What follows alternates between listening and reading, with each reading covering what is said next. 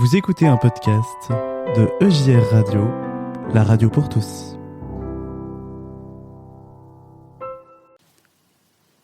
C'est l'heure du conte. Les attentes.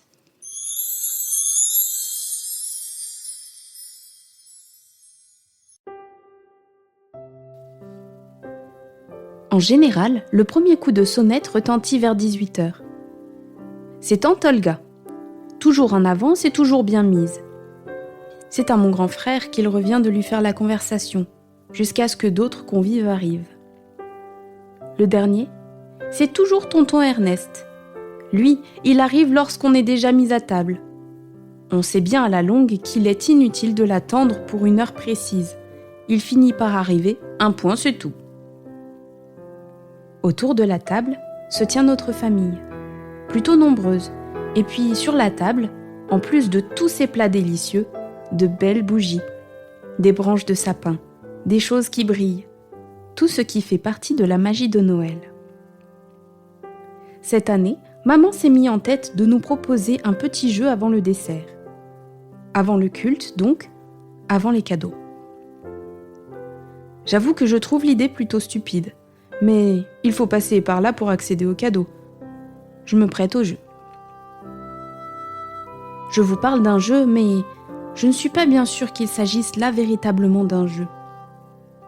Sur de petits papiers découpés en forme d'ange, de cloches ou d'étoiles, chacun est invité à décrire son attente. Si Noël t'apporte un cadeau, quel cadeau souhaites-tu ? Telle était la question. Les grands ont l'air gênés, et moi, je n'ai pas tout compris. Qu'est-ce qu'il faut mettre là, maman ? Ce qu'on veut pour Noël ? C'est ça. Note ou dessine ce que tu souhaites comme cadeau. Mais j'aurai jamais la place. T'as vu mon étoile, comme elle est petite ? Eh bien, réfléchis avant d'écrire et choisis ce qui est le plus important pour toi. Ça veut dire que j'aurai qu'un seul cadeau cette année ? Non, ça veut dire que tu dois réfléchir à ce que ce serait pour toi le plus beau cadeau de Noël. Pendant le temps de silence qui suit, je me pose la question suivante. Que ferons-nous de tous ces papiers ? Qui va les lire ? Comme les uns et les autres s'adonnent à un concours de lenteur et que décidément, pas un n'a encore écrit quoi que ce soit sur son bout de papier, maman, comme si elle devinait mes pensées, dit « Ces papiers ne seront pas lus.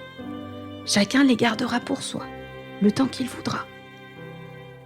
Vous vous souviendrez quand vous le trouverez dans votre sac ou dans votre poche de votre souhait de Noël. » Mais ça sert à rien si personne le voit. Mon cri délivre l'assemblée. Chacun y va de sa remarque et de son rire. À qui l'aurais-tu donné ? Au Père Noël ? Lance ma tante Olga. Je ne crois plus au Père Noël depuis longtemps, mais j'aurais voulu que mes parents voient quel était mon souhait. J'ai bien compris que c'est eux qui posent de beaux paquets enrubannés au pied du sapin. Mais si personne ne lit ce que j'ai écrit, comment cela pourrait-il arriver ? Étrangement, maman ne répond rien aux moqueries des uns et des autres. Elle affiche un sourire serein et se met la première à écrire quelque chose sur son billet. Encouragée, je fais de même, et finalement, chacun se met à griffonner quelques mots. Plus tard, on va au culte. On chante tant bien que mal les chants de Noël et les cadeaux arrivent. Moi, je suis contente de ma panoplie d'infirmière. Mais je pense, même si le vœu que j'ai confié à mon étoile n'était pas celui-là, mais je pense, il faut laisser du temps au temps. Qui sait, peut-être l'année prochaine ? À présent, j'ai 40 ans. Et hier matin, en décorant le sapin, j'ai retrouvé dans une vieille boîte une étoile jaunie où, d'une écriture d'enfant, j'avais exprimé mon souhait. J'avais marqué un petit frère. C'est en effet ce que je souhaitais alors. Et l'année d'après, vous me croirez ou non, le petit frère était là. Mais j'avoue que ce n'était pas vraiment le cadeau que j'attendais. En écrivant petit frère, je pensais à une poupée animée, Je n'imaginais pas un petit garçon qui accaparerait autant maman et papa.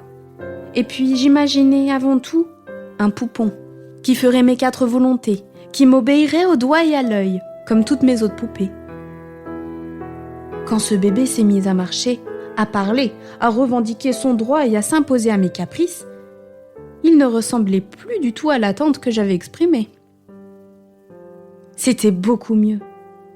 C'était un bout de vie, et par conséquent, cela échappait à ma maîtrise. Au fait, qui m'avait offert ce cadeau ? Mes parents ? Ils y étaient sans doute pour quelque chose, mais aujourd'hui, je dirais que mon petit frère était un cadeau du ciel. Il est si différent de moi, il m'a déjà tant apporté par sa spontanéité, son amour de la vie. Il est imprévisible. Il me rappelle tonton Ernest. Ce soir, je vais fêter Noël avec ma famille. Certains ne sont plus là et d'autres se sont rajoutés. Je crois qu'à mon tour, je vais proposer ce petit jeu sur nos véritables attentes. J'ai compris à présent qu'un cadeau est une question de regard et d'ouverture à ce qui vient. Je pensais faire carrière et m'épanouir dans le célibat. Me voilà mariée, épouse d'un homme formidable et mère de 2 enfants. Rien n'est venu comme je l'attendais et j'ai tout vécu comme un immense cadeau donné par la main de Dieu. Non, je n'oublierai pas ce soir, parmi les convives, de donner la parole à nos attentes. Ce sera sans doute l'occasion pour Dieu de s'asseoir un moment avec nous, ne serait-ce que dans le silence.